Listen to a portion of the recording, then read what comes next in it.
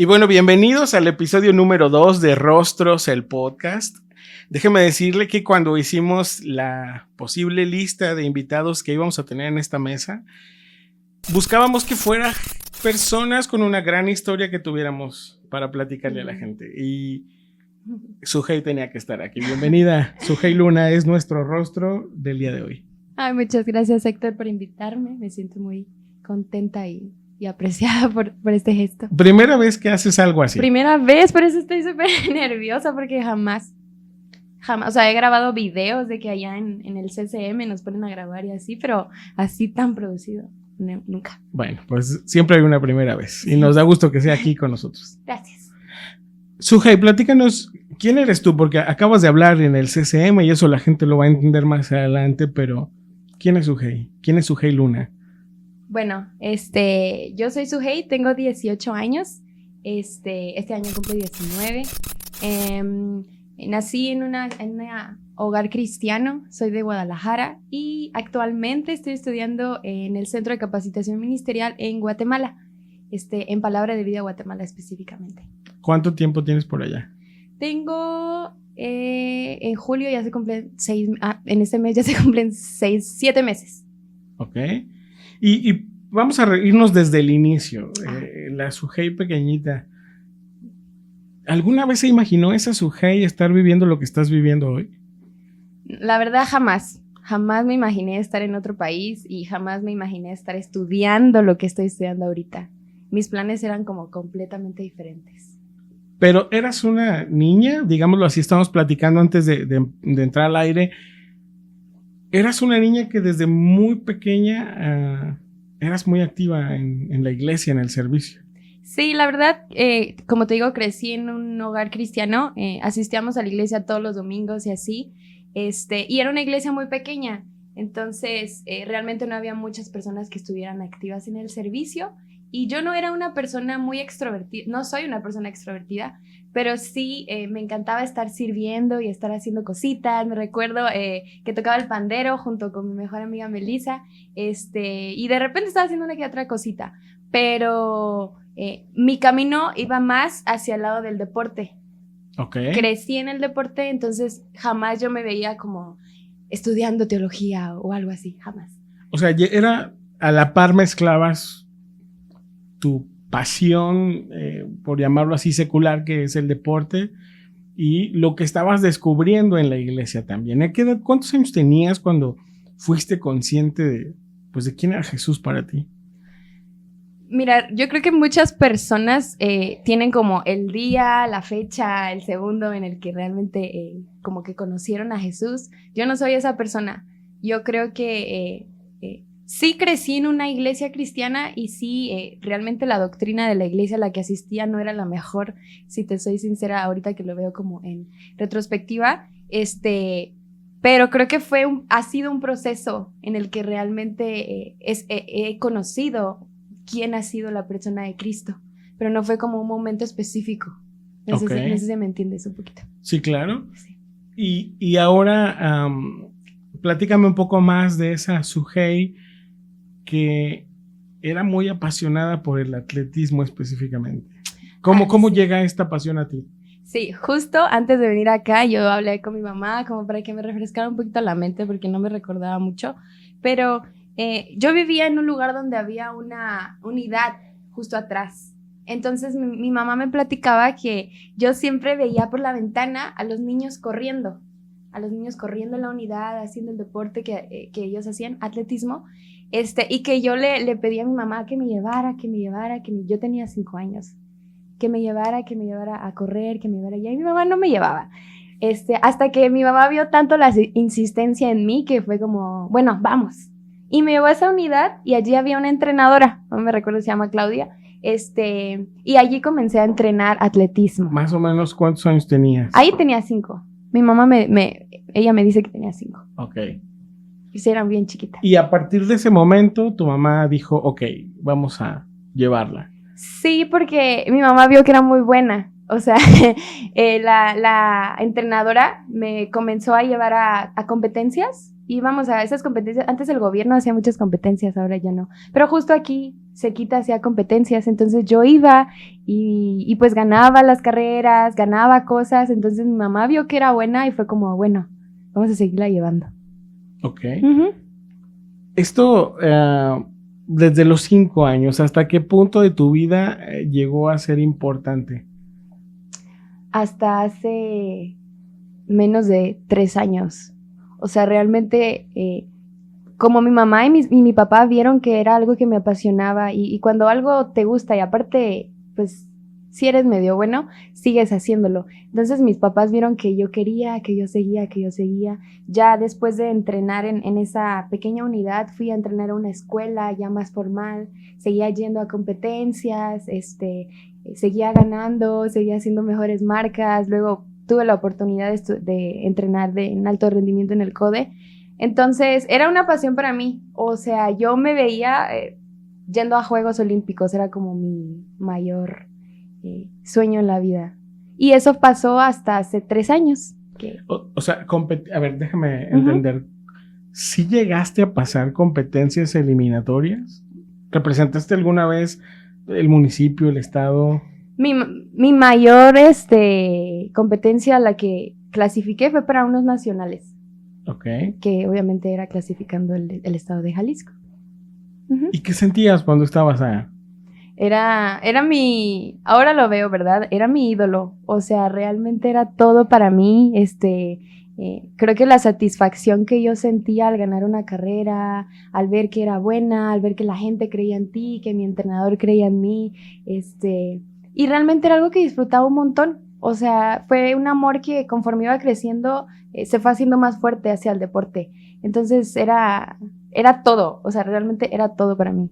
Más que la escuela, incluso. ¿Qué más estaba pasando en tu corazón en ese tiempo? O sea, entiendo que tu principal actividad era quizá el atletismo, las competencias, los entrenamientos, pero ¿qué más estaba pasando en casa al mismo tiempo que esto sucedía? Bueno, a la par yo seguía asistiendo a la iglesia, yo seguía estando activa en la iglesia, sirviendo en lo que se pudiera. En ese entonces, obviamente estaba en la secundaria, y yo llevaba una doble vida. O sea, realmente yo en la iglesia era como de, sí, soy la que sirve, soy la que está activa, soy la que participa. Incluso le daba clases a los niños en la escuelita dominical. Y todo eso pasaba a la par y en la que yo estaba súper enfocada en el deporte. Y a la par también en mi área social, digámoslo, la secundaria para mí fue un momento también en el que caí en todas esas cosas que no son buenas, ¿verdad? Las amistades, cosas que no debía haber hecho y todo eso, pasaban a la par. Esas 3 cosas pasaban a la par. Entonces era una doble vida realmente que estaba viviendo. Porque, a ver, hay muchos mitos alrededor del deporte profesional. La exigencia, la presión al que son sometidos los atletas, muchas cosas no tan sanas que se mueven a veces alrededor del deporte. ¿Nunca te viste tentada por algo así? Sí, es mucha presión y yo creo que principalmente es la autoexigencia. O sea, me recuerdo, y justo también era algo que platicaba con mi mamá, soy una persona muy exigente en todos los ámbitos de mi vida y en el deporte nunca fue la excepción. Yo entrenaba así súper duro, obviamente es parte de un atleta de alto rendimiento, pero realmente eso se tornaba muy feo en cuanto a mi familia. ¿Por qué? Porque cuando yo tenía una falla, una mínima falla, cuando yo tenía un error, cuando yo no lograba lo que quería, el lugar en donde lo desquitaba era en mi casa, específicamente con mi mamá. Y es algo que platicábamos hace ratito, era como, siendo prácticos, si en una competencia yo no ganaba el primer lugar, yo lo desquitaba todo con mi mamá y era terrible, o sea, era terrible por esa exigencia que aparte estaba de parte de los entrenadores, de parte de alrededor, porque obviamente habían personas que estaban como que apoyándote y creyendo en ti. Y la tuya misma. Pero principalmente la mía, que yo creo que es la más pesada. Y si a eso le sumas la adolescencia, las hormonas, esta identidad que se empieza a forjar en los adolescentes, pues seguramente eras una bomba. Sí, demasiado, o sea, realmente, te digo, mi nivel de de compromiso y de amor hacia el deporte era tan alto que yo me recuerdo que mis papás, obviamente, yo durante ese tiempo, un atleta tiene lesiones. Y hubo una etapa en mi vida en la que tenía lesión tras lesión, y mis papás obviamente se preocupaban un montón por mí y me decían como de, tienes que cuidarte, porque si no te cuidas, no te vamos a seguir dejando entrenar. Entonces, recuerdo una frase que yo les dije a mis papás, que fue como muy icónica de ese momento y que me la recuerdan a veces, que yo les decía, a mí no me importa quedar en silla de ruedas con tal de que yo vaya a Juegos Olímpicos. O sea, era tanto mi grado de amor hacia el deporte y hacia mi sueño que era como, no me importa quedar en una silla de ruedas, perder algo de mí, con tal de que yo haya logrado mis sueños. Que hayas pisado ese escenario, ese podio. Sí. Oye, normalmente la vida de un atleta es muy absorbente al grado en que la rutina de la familia gira en torno a la rutina del atleta. ¿Esto también pasaba contigo? Ah, sí. Yo me recuerdo que cuando iba a la escuela, literalmente la rutina era ir a la escuela, en cuanto salía, mi papá tenía que dejar todas sus ocupaciones, para llevarme hasta el lugar en donde yo entrenaba, que quedaba como a casi 2 horas de distancia. Entrenaba allí creo que eran 3 horas diarias, y luego esperarme para luego otra vez llevarme. O sea, todo el día se iba en el transporte, el tiempo que se hacía y en mi entrenamiento allá. Entonces toda la rutina realmente giraba en torno a mí y a veces no era tan bueno, ¿verdad? Porque muchos de los problemas que surgían era por eso mismo, porque tenían que decir no a ciertas cosas o hacer menos cosas de sus rutinas personales por cumplir lo mío. ¿Y eso cómo lo vivían tus papás? Ahora, digo, quizá en ese momento no lo entendías, pero hoy a la distancia quizá ha sido más fácil que ellos te puedan comentar cómo vivieron ese proceso también. Porque tú has dicho algo importante. Implicaba tener que renunciar a veces hasta sus propios sueños, sus propias ocupaciones, no sé. Sí, realmente, o sea, para serte sincera, no es como que hayamos tenido el tiempo ahora para hablar de cómo era específicamente en esa área, pero sí me recuerdo que en su momento sí era complicado para ellos, porque había momentos en que mi papá tenía trabajo, mi mamá tenía clases, tenían cosas que hacer. Tengo más hermanos, tengo 3 hermanos más, entonces mis papás tenían que también dedicarles tiempo a ellos, pero como era mi amor tan grande por el deporte, yo era una berrinchuda, o sea, yo era como, no tengo que ir a entrenar, no me importa lo que tengan que hacer, no me importa las necesidades que tengan mis hermanos, tienen que llevarme a entrenar a tal hora y recogerme a tal hora. Y los fines de semana, si tengo competencia, también me tienen que llevar. Entonces, realmente en el momento la sabía y había problemas entre nosotros, pero yo estaba súper cegada, o sea, yo estaba súper necia y era como, no me importa todo lo demás, solo me importa yo y mi sueño. Pero sí les costó bastante. ¿Cuándo fue la primera vez que sentiste esa emoción de ganar por primera vez?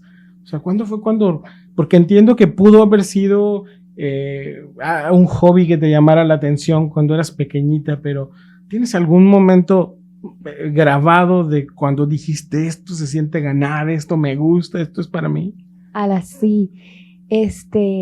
Tuve muchas competencias, muchas, pero el momento en el que yo recuerdo que como que se multiplicó mi deseo por competir y todo eso fue cuando entrenaba en una escuela, específicamente la prueba de salto de longitud. Esa fue mi prueba favorita. Al principio yo era súper mala, o sea, yo me recuerdo que mi entrenador, me llevó a una competencia y yo fui la más mala de todas, pero él me siguió entrenando, y yo me encantaba entrenar, y hubo un momento en el que mi entrenador y yo nos quedamos súper tarde en la pista porque estábamos practicando salto, y en ese tiempo de entrenamiento yo hice mi mejor marca en salto de longitud. Entonces yo me recuerdo ese momento, mi entrenador muy comprometido también con este sueño, y donde él me dijo como, o sea, tienes potencial, puedes llegar. Y me recuerdo que él me dijo, yo voy a ser tu primer patrocinador, y me patrocinó una liga para ir a competir en el atletismo. Entonces yo creo que ese fue el momento en el que más se me vino a la mente de sí puedo hacerlo, sí puedo lograrlo. ¿Tú crees que si hubiera seguido por el mismo camino, tu familia hubiera sido feliz? Yo creo que... yo creo que si me hubieran visto feliz a mí, su amor de ellos por mí, estarían contentos, ¿verdad? Pero creo que es 50-50. Porque probablemente si yo siguiera en eso, yo seguiría con el mismo corazón terco, grosero hacia con ellos. Porque yo te digo, mi actitud hacia con ellos era pésima. O sea, lo que les sigue. Entonces yo creo que por una parte ellos estarían contentos como mis padres, que me aman y que ven que logro cosas. Pero por una parte sí les dolería mucho como mi actitud hacia con ellos. Entonces, no sé. Bien. Está complicado. Vamos a hacer un break. Uh-huh. Regresando, tenemos mucho más que contar de tu historia. Sí, muy bien.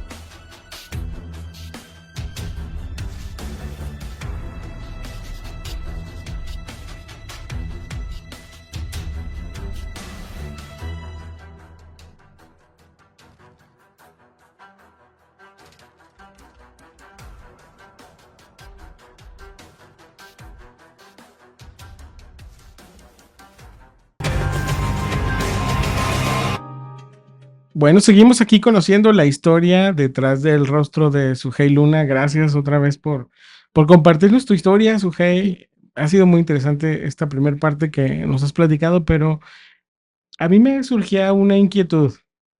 Y es que nos estás platicando la historia de una niña que a los 5 años conoció el atletismo desde la ventana de su casa, veía a los niños jugando y ahí se dio cuenta que quería hacer esto también.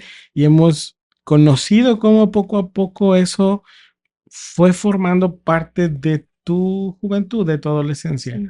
Pero ocasionalmente, y eso es algo que hace 3 años ya no forma parte de tu vida. Uh-huh. Y ahorita vamos a entrar un poco a esa parte de la historia, pero cualquiera pensaría que el deporte no es malo. A veces para nosotros los cristianos tenemos un cliché sobre lo que sí se puede y lo que no se puede. Y yo creo que si tú sales y preguntas aquí a la calle si el deporte es bueno o malo, la mayoría de la gente te va a decir que es bueno. Incluso gente de la iglesia, ¿no?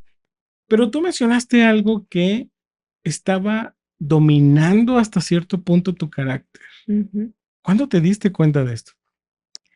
Yo creo que me di cuenta hace 2 años y medio, 3, porque hubo algo que pasó en mi vida que hizo que cambiara todo mi rumbo. Y fue una negligencia en una operación.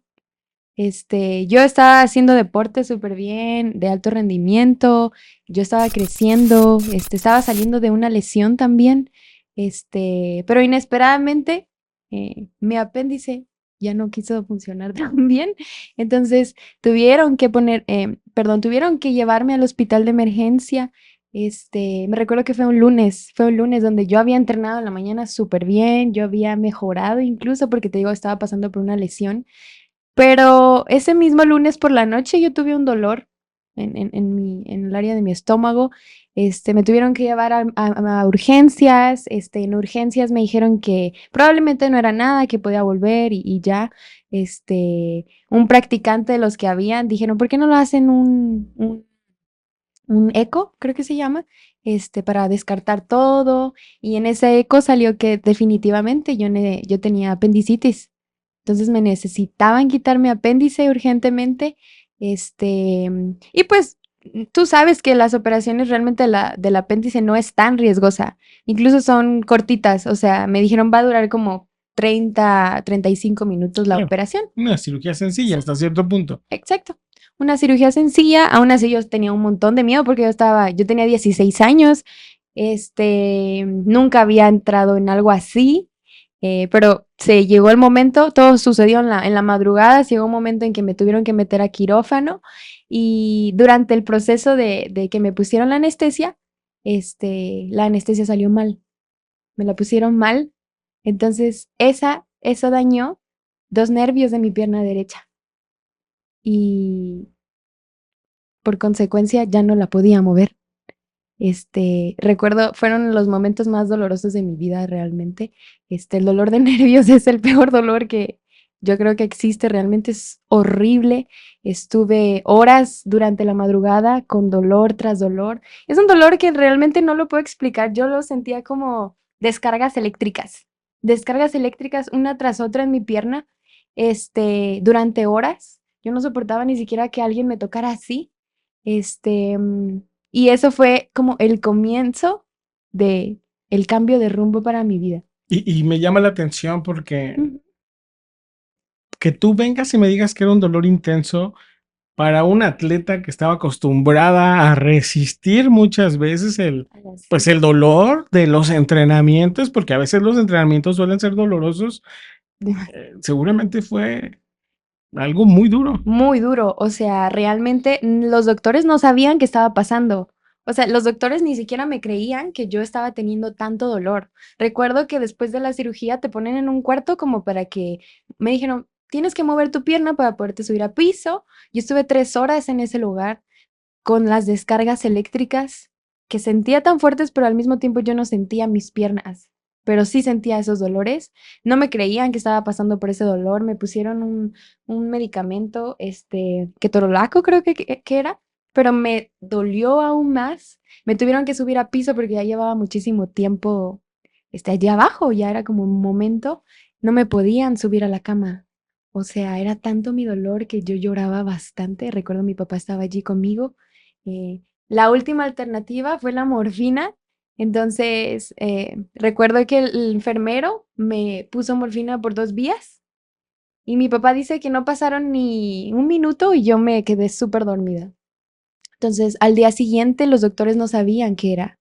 Primero creyeron que era una trombosis, porque se me había puesto morado mi pierna de algunas partes, pero era como, no sabemos qué está pasando, o sea, nunca, ellos nunca había pasado esto, y obviamente fue un mes lleno de incertidumbre, un mes donde yo estuve en el hospital, con dolor, con el mismo dolor.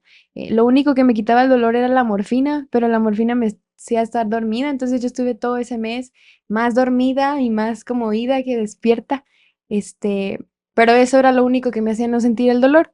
En ese mes no supieron qué tenía porque era tanto mi dolor que no me podían hacer ningún estudio. Los estudios que eran necesarios para hacer era inyectarme agujas en la pierna y más así, pero yo no soportaba ni siquiera el toque de un dedo o de la sábana.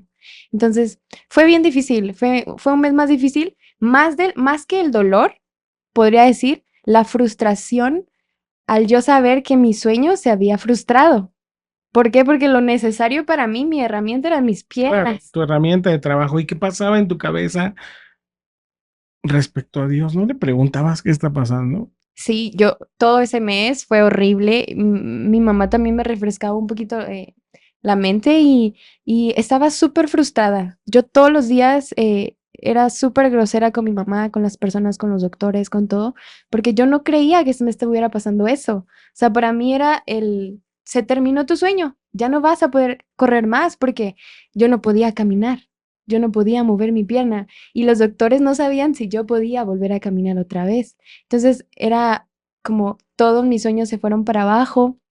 Yo estaba enojada con Dios porque yo decía, ¿por qué está pasando esto? En mi ignorancia, ¿verdad? En solamente tener mi mente en el deporte, era ¿por qué Dios está pasando esto? Claro, en una postura natural Ajá. para alguien de 10 Ujú. 15, 16 años, que toda tu vida ha girado en torno a un deporte y de pronto eso se Sí. trunca, evidentemente, pues te vas a preguntar por qué.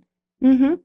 Definitivamente, mi mamá ya como desde otra perspectiva me dice que ella se sentía horrible porque me dice, o sea, yo le decía a mi mamá que yo no aguantaba el dolor, que yo estaba frustrada, que yo ya no quería, porque el dolor, la frustración, la ansiedad que sientes porque los nervios es como que te hacen, es horrible, de verdad es horrible. Y mi mamá me cuenta que ella se sentía más horrible, o sea, porque ella no sabía qué hacer, ella Claro. quería ir con los doctores, solucionar las cosas, pero no era posible. Entonces, fue súper, súper difícil ese tiempo. ¿Y cuándo te diste cuenta que esto era que algo en tu vida que sin duda estaba en el control de Dios? Creo que fue los últimos días. Los últimos días te compartía que me encanta escribir, entonces en ese tiempo tenía mi libreta. Tenía mi libreta y en esa libreta escribía mucho sobre lo que me estaba pasando, era como un diario para mí. Este, y en una de las tantos escritos que hacía, eh, ahorita puedo leer cómo mi corazón estaba cambiando poco a poco. Me recuerdo, mi mamá me compartía que hubo como el día más fuerte, fue un día en el que yo me pude sentar debajo de la cama y yo lloraba frente a mi mamá, enojada, frustrada, que ella jamás me había visto así, porque no entendía lo que estaba pasando. Pero después de ese momento, yo me recuerdo que con la ayuda de mi mamá, obviamente me paré, yo estaba con mi bata y todo. Yo estaba en pediatría, era la más grande, pero era en un cuarto y estaban todos los niños alrededor. Entonces ese día me paré y ese día compartí el evangelio con los niños de alrededor y Wow. con las mamás de los niños de alrededor. ¿Cómo fue?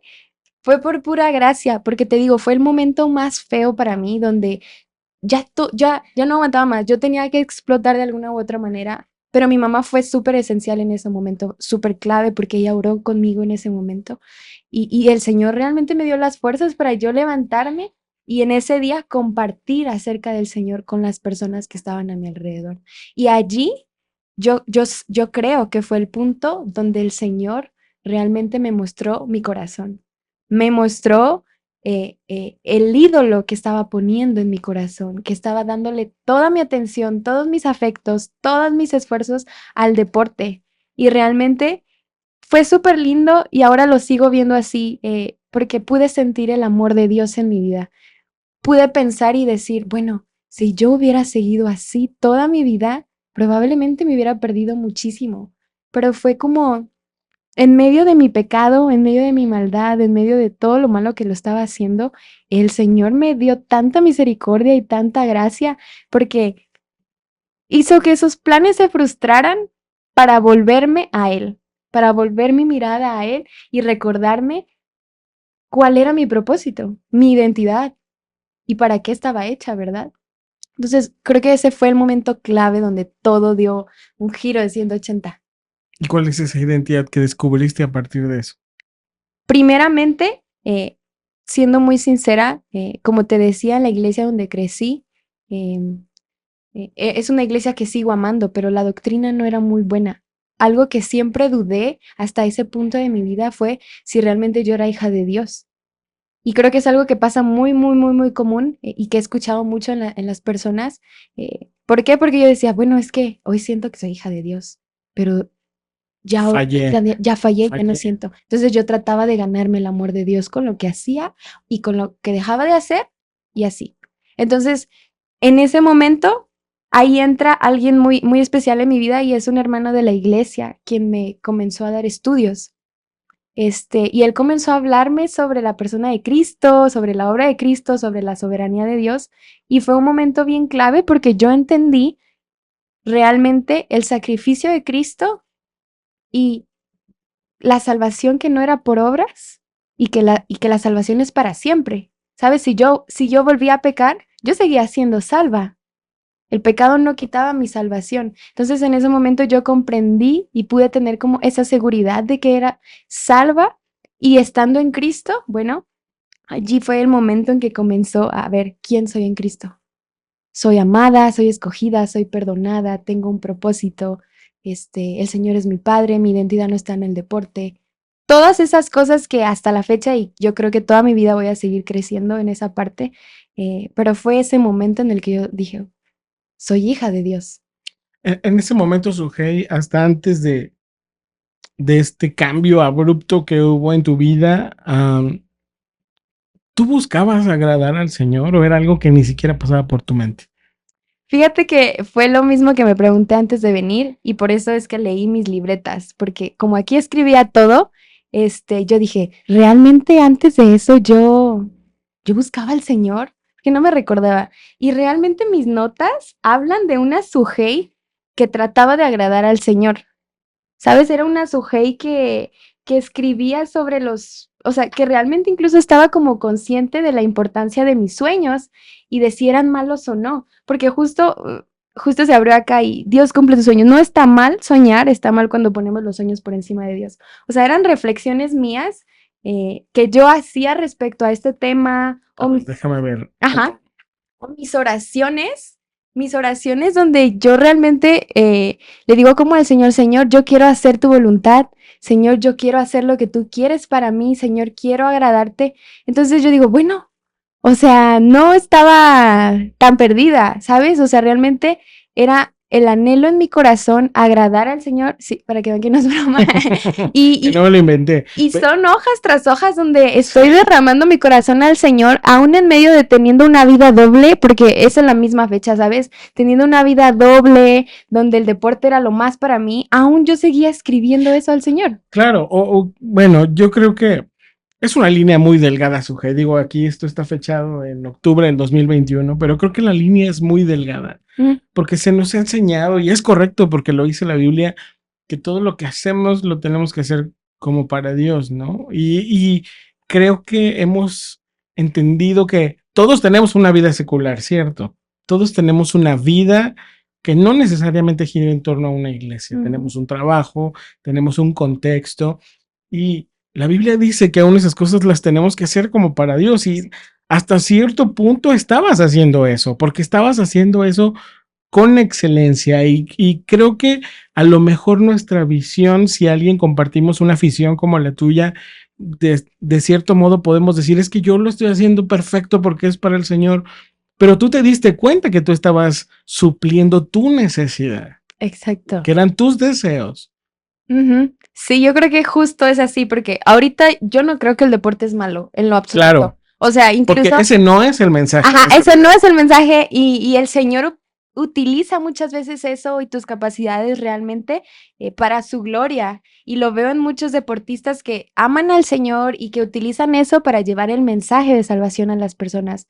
Pero en mi caso, creo que como tú dices, fue una línea súper delgada en la que yo basé mi identidad en lo que hacía, que era el deporte. Y justamente, creo que diste al clavo, yo intentaba llenar mis necesidades, porque somos seres humanos con necesidades de aceptación, de seguridad, de etcétera, etcétera, etcétera. Entonces, en lugar de que el Señor llenara eso en mí, tal vez en ese momento ni me daba cuenta que así estaba haciendo, pero así estaba haciendo. El deporte estaba llenando eso en mí. Esa necesidad de yo sentir que logré algo, que soy aceptada por las personas. Claro. Y esa seguridad que me daba el deporte. Pero fíjate lo difícil de esto, porque a veces cuando hablamos de que Dios suple nuestra necesidad, a veces viene a nuestra mente el niño de bajos recursos, la niña que no tiene papá, la familia destruida, un contexto súper aterrador, pero estamos hablando de una niña aparentemente feliz, con una familia funcional, que sus papás daban todo por ella, y aún así había necesidades en ti que tú estabas llenando con esto. Sí, o sea, realmente, como te compartí hace poquito, mi infancia no fue tan agradable en cuanto a muchos sentidos, ¿sabes? Realmente yo creo que crecí mucho con esa necesidad de esa aceptación, con esa necesidad de hacer cosas para que la gente me mirara y para la gente y para yo agradar a las personas. Y creo que ese fue el dolor de mi corazón. O sea, no crecí en un lugar donde lo tuve. Y lo intenté saciar, lo intenté llenar en el deporte, porque era en el lugar donde me lo daban. Cuando yo ganaba, cuando yo la gente me miraba y la gente me aplaudía y la gente veía a la Sujei la deportista, Sujei la que gana, Sujei la que es buena.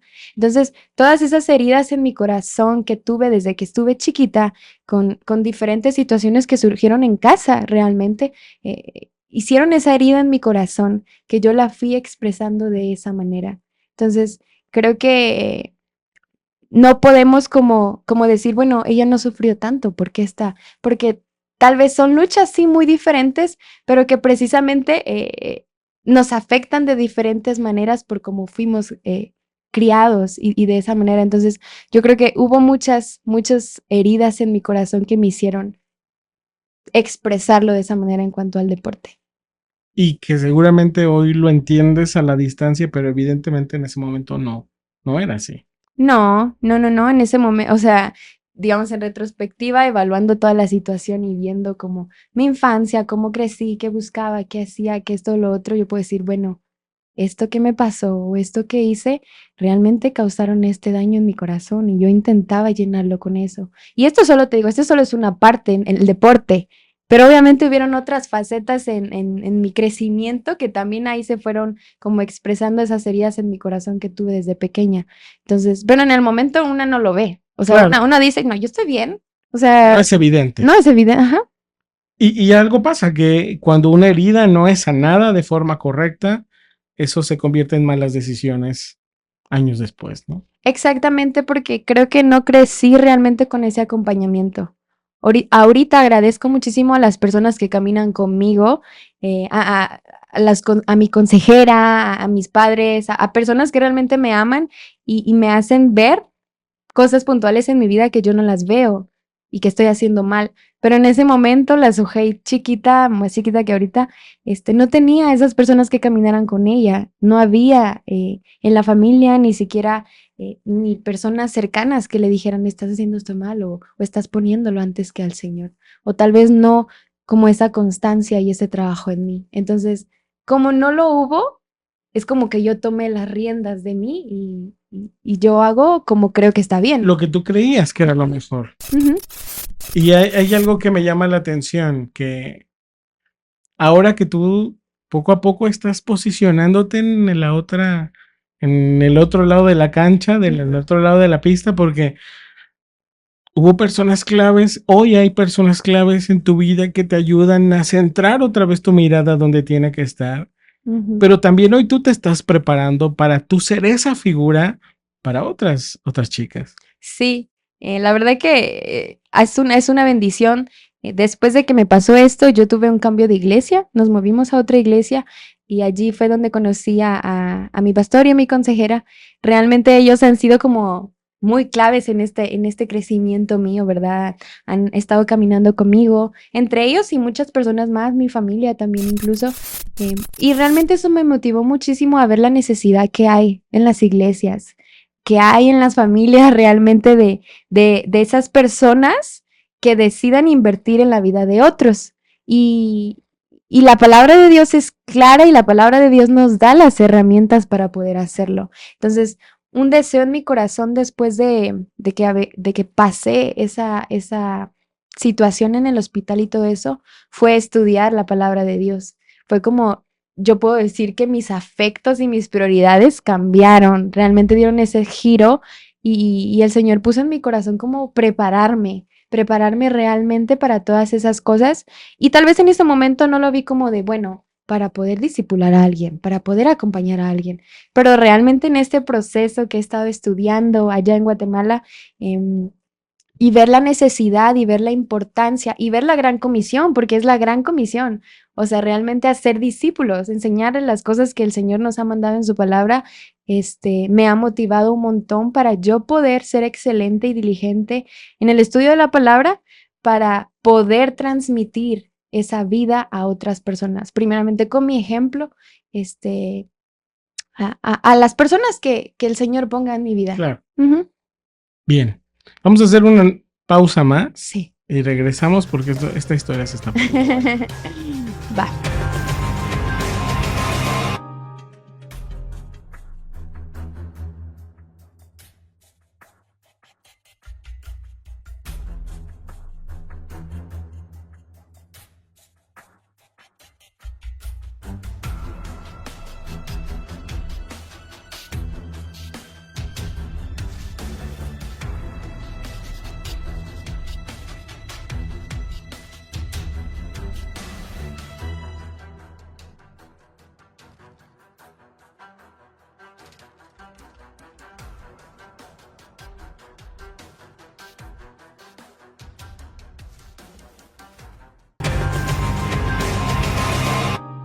¿Cómo está viviendo usted esta historia? ¿Cómo están escuchando la historia de Sujei? Si les gusta la historia, por favor, compartan el video, compartan el podcast, que la gente lo escuche. A lo mejor nosotros somos los más desconocidos del planeta, pero seguramente hay algún padre de familia que tenga una hija, un hijo, que está viviendo una historia como la tuya, y ese es el objetivo pues, de este espacio, Sujei. Mm. Me resulta muy admirable, sobre todo porque no tenemos mucho de conocernos, pero el tiempo que yo tengo de conocerte te he visto como una señorita centrada, madura y que tienes una pasión por Dios. Y eso te lo comentaba antes de comenzar a grabar. No se encuentra tan fácilmente en chicos, chicas de tu edad. Pero es admirable, o sea, es muy admirable que tú hayas tomado la decisión de dejar lo que tenías para irte a un país que no conoces, donde hay gente que no conoces, a no sabemos qué. Sí, muchas gracias. Realmente es pura gracia porque por mí, o sea, realmente nunca hubiera dejado el deporte. O sea, era tanto mi afán que solamente la gracia de Dios y su misericordia pudo volverme hacia él. Y, y bueno, la verdad que yo tampoco me la creo. O sea, te decía hace ratito, no creo que estén estudiando eso en otro país. Jamás me lo imaginé como tal. Pero realmente agradezco mucho al Señor por mis padres. Primeramente, porque justo como tú decías, creo que es un bonito espacio para que los papás puedan escuchar un poquito acerca de estas cosas y realmente el Señor ha sido tan bueno conmigo, con ellos, porque he conocido muchas historias de chicos, de chicas que quieren servir al Señor, pero realmente sus padres no quieren. O sea, y asisten a la iglesia y esto y lo otro, pero realmente han puesto muchísimas cosas como la estabilidad económica, como muchas cosas que no digo que no son importantes, pero las han puesto antes que el Señor. Bueno, Sujei, tengo en mi mano una tarjeta que tú nos compartiste hace algunos meses en Iglesia Vida, justamente antes de partir a esta aventura, la llamo yo, y la llamo aventura porque no sabes qué envidia me da. Esa es la realidad. A veces platico con mi esposa y siempre llegamos a la misma conclusión. Nos hubiera encantado tener la oportunidad de tener una experiencia como la que tú estás viviendo hoy. Y quiero leerla para la gente que nos está viendo, nos está escuchando. Esta tarjeta es una tarjeta que Sujei nos compartió a los miembros de la congregación de la que ella forma parte, y dice textualmente lo siguiente. Dice: Guatemala, Centro de Capacitación Ministerial. Dice: soy Su. Después de estar sirviendo en la temporada de campamentos como consejera en Palabra de Vida Guate, el Señor despertó en mí el deseo de dedicar un año a estudiar su palabra en el programa Centro de Capacitación Ministerial de allá. En enero comienzan las clases y finalizan con la temporada de campamentos en diciembre. Me encantaría que seas parte de esto. Y lo mencionábamos, tú te fuiste con tu maleta en un avión, pero en esa maleta llevabas las oraciones y el respaldo de mucha gente que te queremos. Sí, gracias a Dios, sí, o sea, tuve primero la oportunidad de haber podido ir a campamento, a Guatemala. El año pasado. El año pasado, en noviembre y diciembre, yo fui primero a campamento en Querétaro, y una de las chicas de allí, me invitó a ser parte del equipo de consejeros en Guatemala. Obviamente fue una grandísima bendición, el Señor proveyó de una manera increíble, tanto de mis padres que me dieron el permiso, como de mi iglesia local. O sea, realmente para mí es súper importante como ese acompañamiento a la iglesia local, porque aparte creo que es bíblico, ¿sabes? O sea, realmente Dios no llama a personas que se vayan solas. O sea, realmente es necesario que vaya a tu iglesia acompañándote, porque va a haber días en los que vas a sentirte triste, no vas a tener sola, y realmente saber que tu iglesia está ahí, pues es bueno. Pero bueno. Porque eso es algo, déjame hacer un paréntesis, Sí. es algo que quiero reconocer. La iglesia en la que tú y yo formamos parte, tenemos la fortuna de que es una iglesia que empuja mucho a la gente a seguir las misiones, que a final de cuentas es la gran comisión, es nuestra tarea, ¿no? Exacto. Pero me cuesta trabajo pensar que hay iglesias que se centran únicamente en lo que pasa en las cuatro paredes hacia adentro. Y hay un montón, o sea, estando ahora ya en Guatemala, obviamente tengo compañeros y convivo con personas y ha habido el tiempo para compartirnos cómo ha sido el apoyo de tu iglesia y ha sido bien difícil porque muchos de ellos me cuentan que las iglesias no los apoyan, o sea, y entiendo que hay iglesias que no tienen a lo mejor económicamente para hacerlo, pero ni siquiera emocionalmente, ni siquiera es como de, mira, no tengo, pero cuentas con mis oraciones, ¿sabes? O sea, son iglesias que se cierran y no queremos. Y a veces hay muchos factores que influyen, ¿verdad? Pero sí ha sido bien triste escuchar eso, pero a la vez eso me ha hecho darme cuenta de la gran bendición que tengo. Que yo estando allá puedo escribirle a mis hermanos de acá de la iglesia, a mi pastora, a mi consejera, y siempre están orando por mí y siempre me responden con un mensaje de ánimo o incluso a la bendición tan grande de personas que se han comprometido para no solamente orar por mí, sino para apoyarme. Ponerle dinero. Ponerle dinero, porque obviamente se necesita. Entonces, no, hombre, o sea, yo siempre que hablo con mis compañeros, ellos saben, ahí sí lo van a ver, siempre hablo de mi iglesia, siempre, siempre, y estando allá yo creo que ha sido lo que más me ha costado no estar en la iglesia, porque realmente el Señor nos ha bendecido con una iglesia tan buena y que realmente cumple esa misión. Pero está siguiendo el llamado del Señor, ¿no? Mm. Porque platicábamos hace un momento acerca de cómo has ido descubriendo que tú fuiste hecha para decirle al mundo que hay un Dios que está vivo. Yo creo que todos como creyentes, o sea, realmente la gran comisión que vemos en Mateo, este, es para todo creyente. Muchas veces es como de, bueno, no, es que yo no tengo, no, todos somos llamados a compartir el evangelio y a ser discípulos. Entonces, realmente, obviamente en áreas específicas, ¿verdad? Tú lo estás haciendo en tu área, otras personas lo están haciendo en su área, pero creo que realmente lo primero fue comprender que soy llamada a compartir ese regalo que el Señor me dio primero a mí. Entonces, es eso, es decir, ok, es lo que tengo que hacer, no lo voy a hacer místico, no lo voy a dar más vueltas, voy a hacerlo. ¿Y por qué hay tanta gente entonces que no lo entiende? Creo que influye mucho la comodidad. La comodidad muchas veces va en contra. Hay muchas personas y habemos muchas personas, porque también me puedo hacer parte en muchas cosas, que estamos cómodas en donde estamos, ¿sabes? Estamos cómodas en nuestro trabajo, estamos cómodas en lo que hacemos, que realmente no queremos dar ese paso, no queremos hacerlo. Y no te digo que tengas que ir a África o no, o sea, no queremos salir afuera, no queremos ir con nuestro vecino a compartirle sobre el evangelio, a trabajar en nuestros hijos primeramente. Bueno, yo no tengo, pero ¿quién tiene? A trabajar en sus hijos, cosas así, porque eso incluye salir de tu comodidad, incluye prepararte, incluye hacer o decir cosas que a lo mejor no saldrían naturalmente de ti, pero preferimos estar en nuestra comodidad.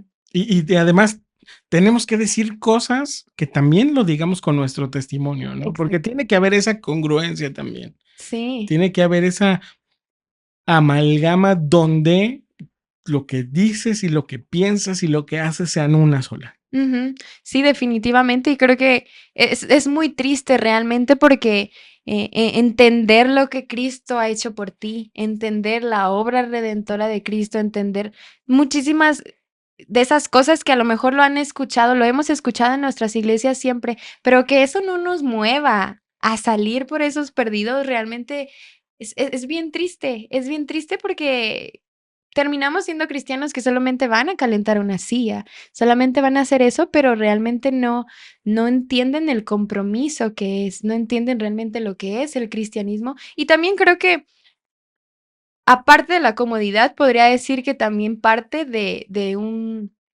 desconocimiento de las escrituras.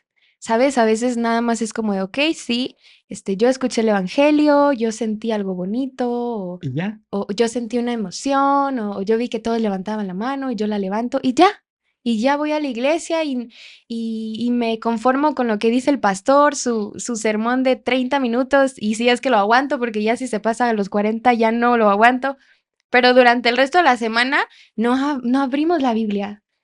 No nos empapamos de la palabra de Dios, no entendemos, el propósito de Dios, ¿verdad? Que es su reino. Entonces, creo que podríamos decir más cosas, pero principalmente pienso que es eso. Fíjate que una vez a mí me dijeron que cuando tú te ocupas de las cosas que Dios te está pidiendo o el que te está demandando, Él se empieza a ocupar de tus cosas, las cosas que te ocupan, te preocupan, ¿no? ¿Cómo has vivido tú ese proceso? Porque, a ver, Sujei se fue, está a la mitad de esta aventura, Ujú, pero sigue habiendo necesidades en casa, con tu familia. Tu familia está caminando en cosas en las que tú no. mm. Me mencionabas la nostalgia con la que ves tú las transmisiones de tu iglesia. Sí. ¿Cómo vives tú ese proceso? Creo que, realmente cuesta un montón, pero algo, que por lo menos a mí personalmente me pesaba mucho era, dejar mi familia en muchas situaciones. ¿Por qué? Porque yo quería solucionar las cosas. A veces creo que eso pasa. Nosotros creemos que nosotros podemos solucionar las cosas, que nosotros podemos cambiar las cosas, o que soy fundamental o necesaria en alguna cosa. Entonces, creo que, este tiempo ha sido como, bueno, las cosas en casa siguen funcionando, las cosas en la iglesia siguen funcionando y yo no estoy allí. Entonces, quiere decir que puedo no estar o puedo estar y el Señor va a seguir haciendo su obra. Pero creo que, este, es muy difícil, o sea, realmente es muy difícil porque amamos cosas, queremos hacer cosas, queremos cambiar cosas, pero realmente a veces el Señor nos dice: "Quédate quieto". O sea, creo que en este tiempo para mí ha sido una etapa, es una etapa más bien en la que el Señor quiere, que yo me quede quieta en muchas cosas y que lo conozca. O sea, realmente, porque me pasó mucho el año anterior y pasa mucho en el servicio que caemos en el activismo. Estamos haciendo, y haciendo, y haciendo, y haciendo, y haciendo cosas, pero yo creo que el Señor está más interesado en que yo confíe más en Él, en que yo le conozca más, y este tiempo así ha sido, ¿ok? Enfócate en mí, realmente ten ese tiempo de intimidad conmigo y confía. Es algo que me repito mucho, ¿cómo no voy a confiar en un Señor que creó el universo, que mantiene las aguas del mar en el mar, que sigue habiendo día, sigue habiendo noche? ¿Cómo no voy a descansar en un Dios soberano si Él tiene el control de todo? Y cuando el Señor nos da un poquito de su gracia y nos permite comprender un poquito eso, yo creo que podemos descansar y decir, el Señor está en control y lo que Él quiere para mí es que yo le conozca y que sepa que Él es Dios, no que esté haciendo todas las cosas, ¿me entiendes? Claro. Entonces, eso ha sido como muy clave. ¿Y qué viene para ti ahora? ¿Qué sigue? Vas a terminar este año, pero cuando vuelvas, ¿qué viene para ti? ¿Dónde quieres servir? ¿Qué quieres hacer? Sujei se quiere casar, quiere tener hijos. ¿Qué quiere hacer Sujei? Sí, realmente mi meta siempre desde que me fui ha sido servir en mi iglesia local. Amo a la iglesia local y no me miro como haciendo misiones transculturales, realmente me miro sirviendo en mi iglesia local. Obviamente quiero casarme, quiero tener muchos hijos, pero principalmente quiero seguirme equipando realmente, quiero seguir eh, agarrando más herramientas en las que yo pueda ser útil, eficiente en mi iglesia local y también en mi hogar. Entonces, algo que he reflexionado mucho este tiempo es acerca del estudiar una licenciatura. ¿Por qué? Porque muchas veces yo creo que en el ámbito cristiano es súper, súper, común que creemos que estudiar una licenciatura secular, como muchos lo llaman, está mal, ¿verdad? Pero, es como no, o sea, realmente en la iglesia se necesitan muchas cosas, y si el Señor ha puesto capacidades en mí, talentos en mí, dones en mí, y yo puedo perfeccionar esas capacidades o esos talentos en algo específico, ¿por qué no hacerlo? Entonces, realmente, en mis oraciones está que yo pueda estudiar una licenciatura. Aún tengo 2 que ¿Cuáles son? Para que estén orando por ti. sí, diseño gráfico y pedagogía. Ok. Son 2 cosas que me encantan un montón, pero estoy tomando como la decisión de cuál hacer primero o cuál hacer, no sé, ¿verdad? Ok. Entonces, es eso, porque creo que esas 2 son muy útiles en la iglesia local y también en mi futuro hogar. Entonces, Mira, la buena noticia es que sea cual sea la decisión que tomes, si Dios está contigo, va a ser una buena así decisión. es. Ujú. Fíjate que hay una sección que se llama Contracara aquí. Y entonces es un ping-pong en donde yo te doy un concepto y tú me dices lo primero que se te viene a la mente.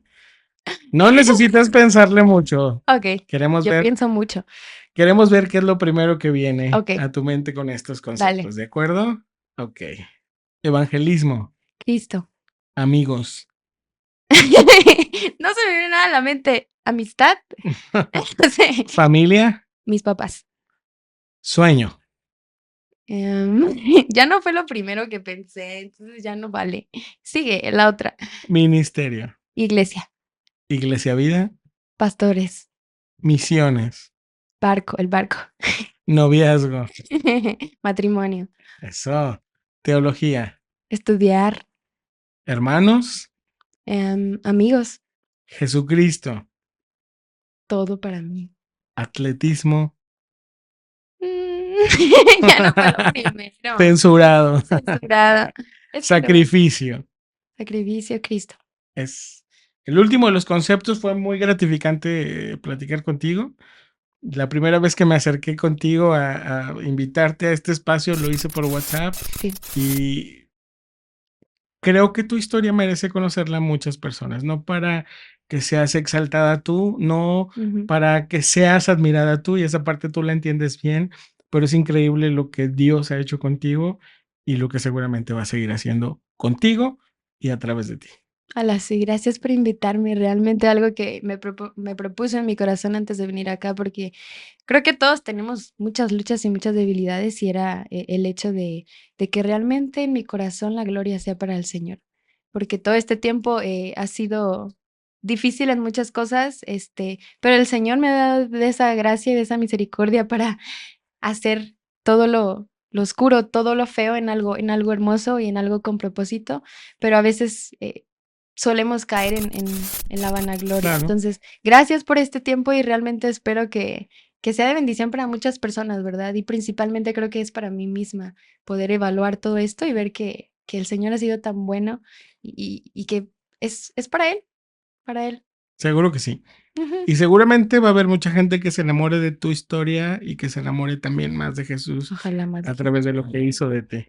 Sí. Gracias por estar aquí. Gracias, Héctor. A ustedes nos vemos en el próximo episodio. Compartan, denle like y díganle a todo el mundo que Dios está vivo. Dios está vivo. Ujú. Nos vemos.